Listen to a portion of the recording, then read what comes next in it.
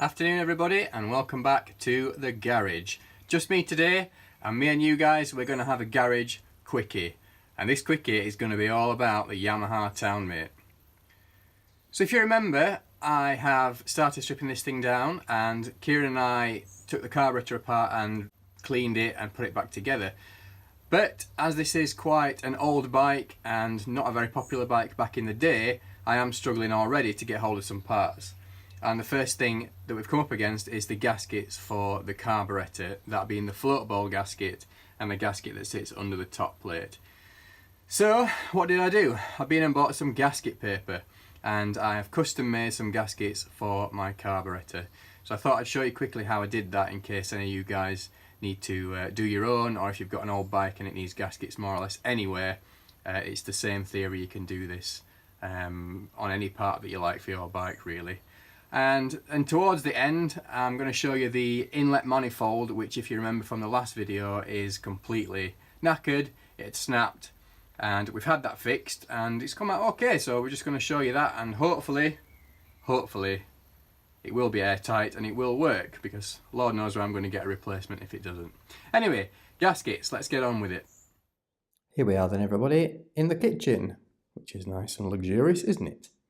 Anyway, there's the surface I need a gasket for on the top, which sits underneath this plate here. And I also need a gasket for the float bowl. And as you can see, I have already made them, and how I did that will be coming up shortly. But first, I'm going to tell you about this spring. So here on the side of the carburetor itself is this little brass rod, and if you remember the last video, that was stuck in the float bowl. Now that's the accelerator pump as I understand it, and that squirts in a little extra bit of fuel as you accelerate. I don't know, it's above my pay grade to know what that does, but it should be pressed down by this thing here, and there should be a spring in the float bowl element which returns that to its normal position. Now the spring which lives down that little hole there never was there, and I can only assume it was missing all along. I've never found it, and I've had a good look down there, can't seem to see anything.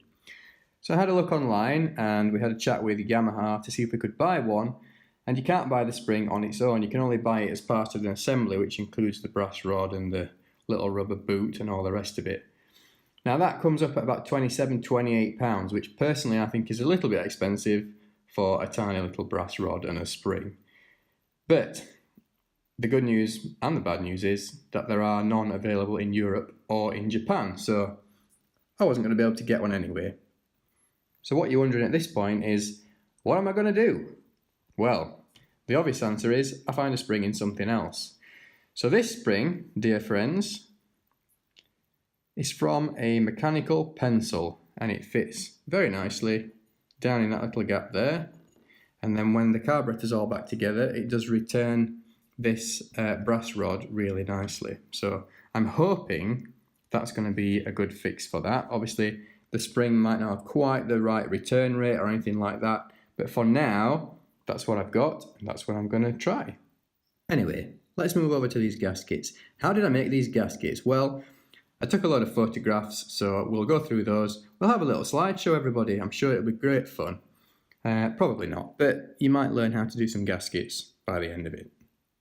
Okay, so how do we do this? Well, the first thing I did is I went on Amazon and I bought 5 sheets of gasket paper, and that was £3.55. As you can see now, what I've done is I've cut a square of gasket paper that's just a little bit bigger than the float bowl that I'm trying to make a gasket from. By doing it this way, it just makes it easier to work with. The next thing I did was to put a little hole in the gasket paper, and that was so that the overflow pipe on the float bowl itself can just push through it. It's a little bit proud of the surface of the float bowl itself, so it just helped to seat the gasket paper on the float bowl, and allowed me to do a pencil line to get a more accurate representation of the outside of the gasket. And you can see that in this picture I've marked out the holes, which in the next picture I have punched out with a hole punch. And you can see that when I put that back on the float bowl that it's the right shape, and you can also see the fuel overflow poking out.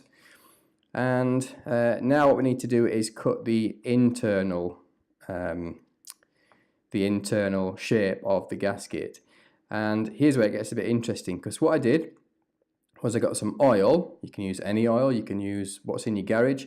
I used extra virgin olive oil, as it happens, and I smeared a little bit of oil on the mating surface of the float bowl. Not a lot, just a little bit.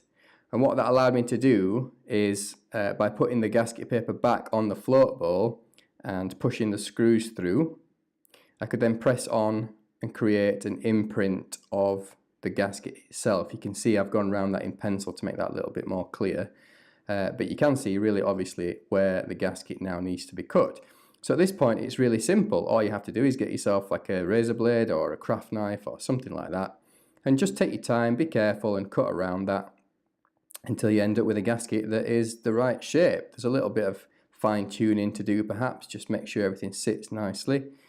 And that is your gasket made, ready to rock and roll. There we are then, we're all back together, and I just thought I'd show you this accelerator pump. You can see as I pressed it there, it just returns on its own. So that's good. And as promised, a quick look at this manifold thing. So if you remember in the last video, it was completely cracked, and you can see it's been repaired. We didn't do this, I've had to pay for this doing because I can't weld aluminium. But there we are, it's now repaired, and on the inside as well, and then the groove for the O-ring has been reshaped. So the last thing for me to do is to just get a little bit of wet and dry and just make sure that this mating surface is entirely flat, and it should be good to go back on the bike, and hopefully that will work. So that's it for today, just a little update just to let you know what we're doing with the Townmate. And in the next video we are probably going to put all this back together on the bike and see if we can get it running. So hopefully we will see you for that one. See you next time.